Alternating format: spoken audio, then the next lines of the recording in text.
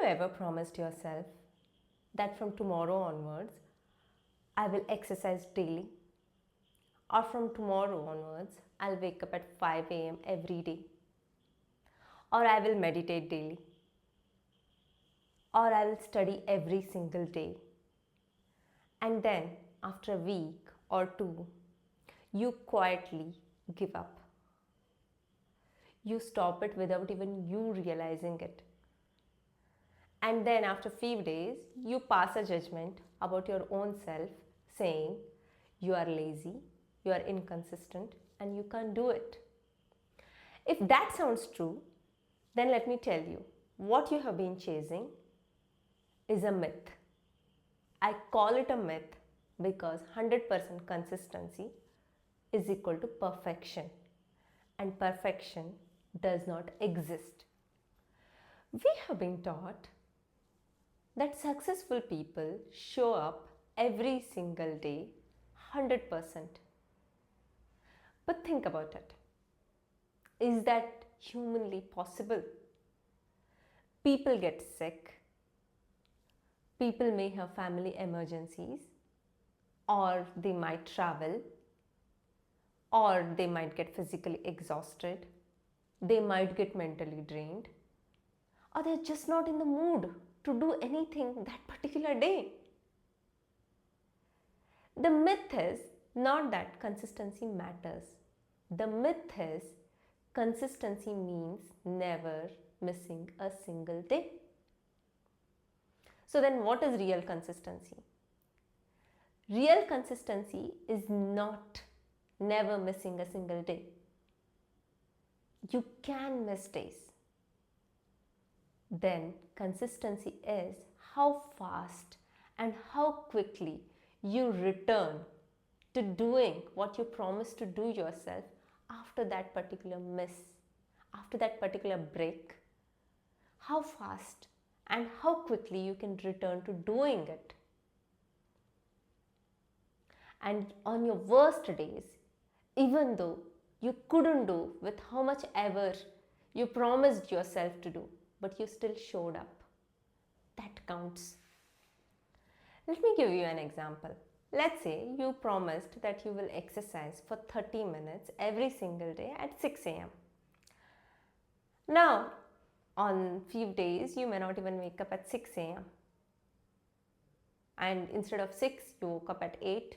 What will you do? At 8 a.m., whatever you could do, you will do. You may have missed going to the gym, but at home, you may do 100 skips. You might go for a walk around your home, or you might just do some form of stretching or yoga at home. Does that count?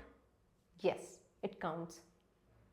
And let's say you completely missed on that particular day. You just don't feel like doing it at all. Any form of exercise. You give your body the rest it deserves. You say, okay, you can rest today.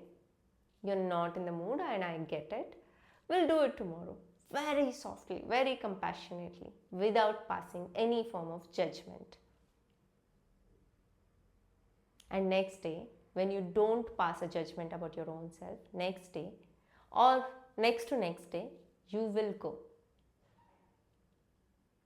Now, in these kind of cases, how exactly we can build consistency? See, when we are trying to be consistent, we need to follow a protocol. And in that, there are few points that I want to highlight. Number one is start ridiculously small. For example, meditate for 1 minute a day, or journal just for 2 sentences, or just exercise for 5 minutes, just walk around the home. Very, very small. It is so small that it doesn't make a difference. It doesn't give you a mental pressure of doing something really big. It should be so small that it can be inserted at any point of time in your day. That small. Don't keep any strict guidelines like at 6 a.m., at 5 a.m., or for 1 hour, or go to the gym and do it in that particular class only, at that particular teacher only. No, your goal is to exercise. So don't make the task difficult. Make it very, very simple and easy. Number 2 is to build the routine around it. Your daily routine should be structured in such a way that that particular habit which you want to build can be fit in easily. Your routine and your environment should be able to accept it without causing any friction to the existing routine. Like if you are trying to build a habit of waking up at 5 a.m. and currently you wake up at 8 a.m., you should not shift your sleep time from 8 a.m. to 5 a.m. suddenly. From 8 a.m., tomorrow you just have to say, I'm just going to wake up 15 minutes early. 15 minutes, just 15 minutes at 7:45, and few days after 7:45, 7:30, like 7, and then 6, and then maybe between 5 to 6.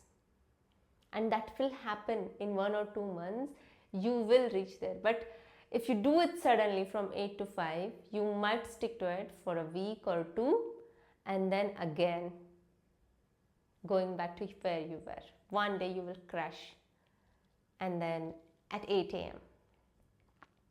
that happens. So your routine should be built around it without causing a big friction to your existing timeline. Third is, and a very important one, is tracking. I can't explain how important tracking is, because what gets measured, that stays. Okay, every day you have to track. If you have shown up, you have not shown up. Like, make a piece of paper, list a couple of habits that you're trying to build and be consistent around it, and every day put a tick mark around it. Okay, like a simple yes or a cross mark makes a lot of difference. Even if you're not showing up for yourself for so many days, put a cross mark. What many people do is, when they stop doing certain things, they'll stop tracking it also, because the brain says, okay, you're not doing it, it is out, so what's the use of tracking, right? So that's where you have to force your brain to track it, because you are bringing it to the awareness that you decided you will do it and you have not done it. Do not pass the judgment, you have not done it today, that's it. Tomorrow maybe the X marks will pile up for 10 days, but on 11th day, 12th day, you might feel like doing it again. So like in a period of 1 year, if you count like that, so you may have shown up for 50% of the time. And if you had not tracked it, you would have quit it right after 1 week or 2 weeks. So that's the magic of tracking. Tracking is a very, very, very important step. Then fourth is being compassionate with your own self, because you cannot be passing any hard judgments about your own self when you are taking baby steps while building the routine. Missing it is a part of the process. Not giving your best is part of the process.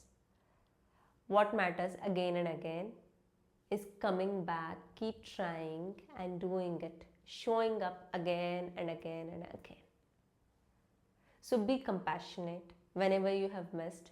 Be compassionate when you have not done your best. Even when you have done for 5 minutes of that activity or 1 minute of that activity, be proud that even though you were so unwilling to do on that day, you did it for 1 minute. 1 minute is still better than 0.